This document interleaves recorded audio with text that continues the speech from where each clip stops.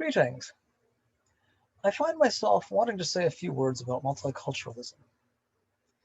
Several years ago, I read a collection of essays written by feminists who were also multiculturalists, and I was appalled at how they agonized over how they should react to, for instance, clitoridectomies performed on girls in another culture. Should they, as good feminists, condemn them? Or should they, as good multiculturalists, accept them as simply features of another culture? What astonished me was that they did not simply condemn such clitoridectomies as a moral matter. One need not be a feminist to find clitoridectomies immoral. In judging them immoral, one does not simply hold a metaphorical mirror up to his own culture's somewhat arbitrary customs and biases. Rather, he makes a moral judgment based on his own fundamental value judgments. If he finds them immoral but doesn't condemn them, then I think he misunderstands how morality works. I've tried to understand how they could possibly have had difficulty condemning those other cultural clitoridectomies, as well as honor killings and other such phenomena. And it has occurred to me that some of them might have thought of morality as just a set of culturally evolved rules you follow because you've been taught them. Nothing more. So that if another culture evolves different rules, well, that's just a cultural difference, nothing more. Nothing makes your culturally evolved moral rules better than another culture's, even if that other culture practices clitoridectomy on young girls. Is that how they, or some of them, the feminists I mean, conceived of morality, I wonder? Could that explain their reticence to condemn the practice in another culture? Could that explain their intellectual agonizing over what to say about the practice? That isn't my conception of morality at all.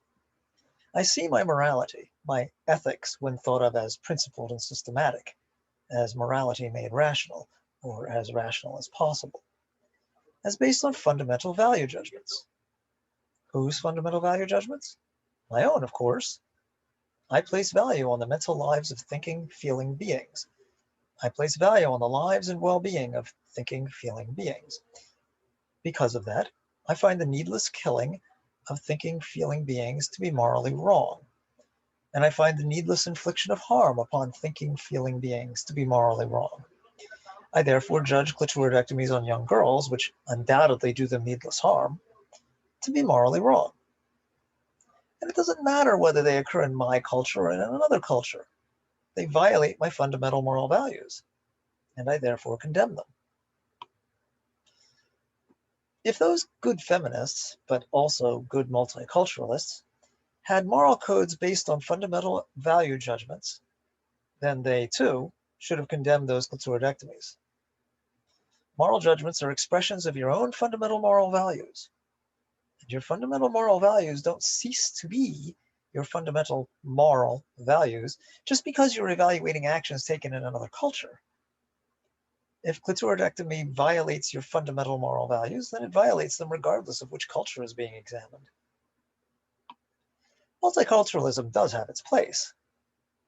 When we're talking about kinds of food, styles of clothing, types of architecture, styles of art, kinds of music, hairstyles, jewelry, even the absorption of foreign words into English, then cultural differences are just cultural differences, and absorbing those sorts of features of other cultures into our own enriches our culture. Sure. Those features have nothing to do with morality. But one is not being a good multiculturalist if he refuses to condemn honor killings, or to condemn clitoridectomies, or to condemn human sacrifice, whether it happens in our culture or in another culture. He is instead showing the weakness of his own moral convictions and of his own fundamental moral values. He should condemn such practices just as strongly as he should condemn those practices in his own culture. Not to do so would be to abdicate his moral responsibility.